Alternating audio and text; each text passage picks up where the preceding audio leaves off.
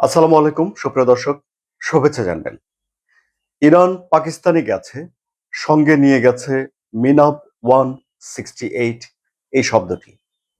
মিনাব একটা স্কুলের নাম, মেয়েদের স্কুল, যে স্কুলে যুক্তরাষ্ট্র হামলা করেছিল এবং একটা বেসরকারি স্থাপনায় শিশুদের স্কুলে হামলা করার পর সেখানে ১৬৭ জন মারা গিয়েছিল এই যুদ্ধের সময় লাস্ট। এটি বিশ্বব্যাপী ব্যাপক আলোচনা হয়েছে।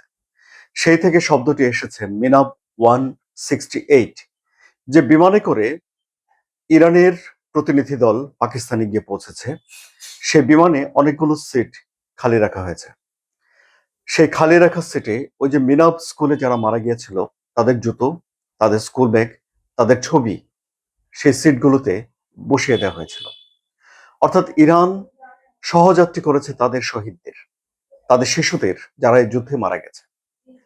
যে বিমানে করে তারা গেছে পাকিস্তানে, সে বিমানের নাম দিয়েছে তারা মিনাব 168। ইরানের যে প্রতিনিধি দল তার নেতৃত্ব দিচ্ছেন ইরানের স্পিকার বাকের বালিগাফ। ইরানের স্পিকার বাকের বালিগাফ তিনি যুক্তরাষ্ট্রের বিরুদ্ধে বেশ কড়া কড়া কথা বলছেন। আবার ধরুন, ইসরায়েলের সংবাদ মাধ্যমগুলোতে একবার খবর হয়েছিল যে বিকল্প নেতৃত্ব হিসেবে যার সঙ্গে যুক্তরাষ্ট্র আলোচনা করছে বা যোগাযোগ রাখছে তিনি এই বালিগাফ। পুরো পারমাণবিক কর্মসূচি নিয়ে ২০১৫ সাল থেকে আলোচনায় যে লোকটি রয়েছেন আব্বাস আরাকচি, তিনিও এই আলোচনায় আছেন এবং একটা বিশাল টিম ইরান নিয়ে গেছে। বলার অপেক্ষা রাখে না যে তারা অর্থনৈতিক বিষয়টিকে গুরুত্ব দিচ্ছে, সুতরাং তাদের সেন্ট্রাল ব্যাংকের গভর্নরও এই আলোচনায় রয়েছে। সুতরাং ইরান পুরোপুরিভাবে তাদের সামরিক, তাদের কূটনৈতিক, তাদের অর্থনৈতিক পাওনাগুলো এই জায়গা থেকে বুঝে নিতে চায়। এমনকি তার শুধু একা নয়, ইরানের যে প্রক্সি গ্রুপগুলো রয়েছে, এই যেমন ধরুন লেবাননের হেজবুল্লাহ, কিংবা ধরুন ইয়েমেনের হুতি, কিংবা ধরুন ইরাকের যে শিয়া গোষ্ঠী, কিংবা ধরুন হামাস, এই সবগুলো হিসাবকেই চুকিয়ে ফেলতে চায় ইরান। যুক্তরাষ্ট্র যে প্রতিনিধি দল পাঠিয়েছে তার নেতৃত্ব দিচ্ছেন যুক্তরাষ্ট্রের ভাইস প্রেসিডেন্ট জেডি ভ্যান্স। খুবই উচ্চপদস্থ একটা পদ, ডোনাল্ড ট্রাম্পের পরেই। ডোনাল্ড ট্রাম্প বার্তা দিয়েছেন, সাংবাদিকদের সঙ্গে বলেছেন এক কথায় যে ইরানের হাতে কোনো পারমাণবিক অস্ত্র থাকা চলবে না। অন্য তেমন বিষয়গুলো এখন আর তিনি ডিটেল বলছেন না। তো বাইরে এসে যে যাই বলুন না কেন, ইরানের নেতারাই বলুন আর যুক্তরাষ্ট্রের নেতারাই বলুন, তারা যেসব কথাগুলো বলেন সেখানে কিন্তু জনতুষ্টির ব্যাপার থাকে। অর্থাৎ নিজেদের জনগণকে শান্ত রাখা, নিজেদের জনগণের মনের ভাষাগুলো পড়া এবং তাদের দেশের জনগণ কি চায় সে বিষয়গুলো বলা এই বক্তব্যের মধ্যে থাকে। কিন্তু যখন দুটো দেশ সমঝোতাতে বসে, তখন কেউ তো আর অপর পক্ষকে জিতিয়ে দেওয়ার জন্য, জনতুষ্টির জন্য তার জনগণ কি চাইছে সেটা বিবেচনায় নেয় না।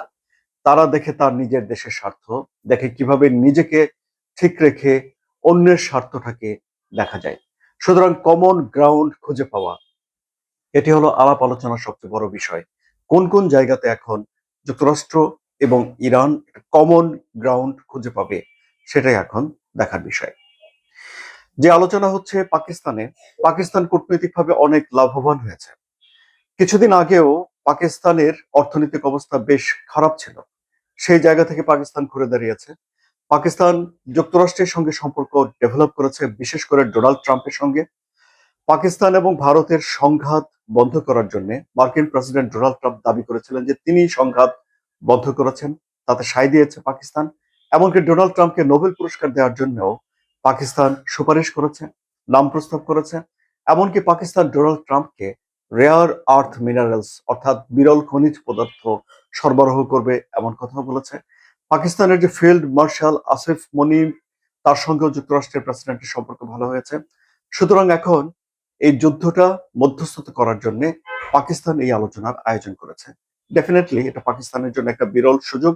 কূটনৈতিকভাবে পাকিস্তান অনেক দূর এগিয়ে গেছে, বিশেষ করে এই অঞ্চলে যখন তার ভারতের সঙ্গে প্রতিদ্বন্দ্বিতা রয়েছে এবং তার প্রতিবেশী দেশ ইরান এবং সৌদি আরবের সঙ্গে পাকিস্তানের একটা চুক্তিও রয়েছে যে দুই দেশের মধ্যে কোনো একটা দেশ যদি আক্রান্ত হয় তাহলে অপর দেশ ধরে নেবে, সেও আক্রান্ত হচ্ছে। পাকিস্তানের জন্য একটা ঝুঁকিও রয়েছে। যদি আলোচনা ভেস্তে যায় এবং ঠিকঠাক মতো যদি সবকিছু করা না যায়, তাহলে ইরানের সঙ্গে পাকিস্তানের সম্পর্ক খারাপ হতে পারে, যুক্তরাষ্ট্রের সঙ্গে সম্পর্ক খারাপ হতে পারে এবং ইরানের সঙ্গে যদি পাকিস্তানের সংঘাত শুরু হয়ে যায় তাহলে সেটা একটা মহা বিপর্যয় তৈরি হবে। আপাতত যে কোনো সময় আমি ভিডিও যখন করছি তখন প্রস্তুতি চলছে আলোচনা শুরু হওয়ার জন্য। আলোচনার শুরুটা গুরুত্বপূর্ণ। আলোচনা কতদিন ধরে চলবে কিছুই বলা যাচ্ছে না। সো আমি এই আলোচনা নিয়ে বিস্তারিত আপনাদেরকে জানাবো আশা করছি। এই আলোচনাকে সামনে রেখে প্রথমে একটা ভিডিও আপনাদের সামনে আনলাম। তারপরে আমি আরো বিস্তারিত তথ্য নিয়ে আসবো। সবাইকে সঙ্গে থাকায় ধন্যবাদ।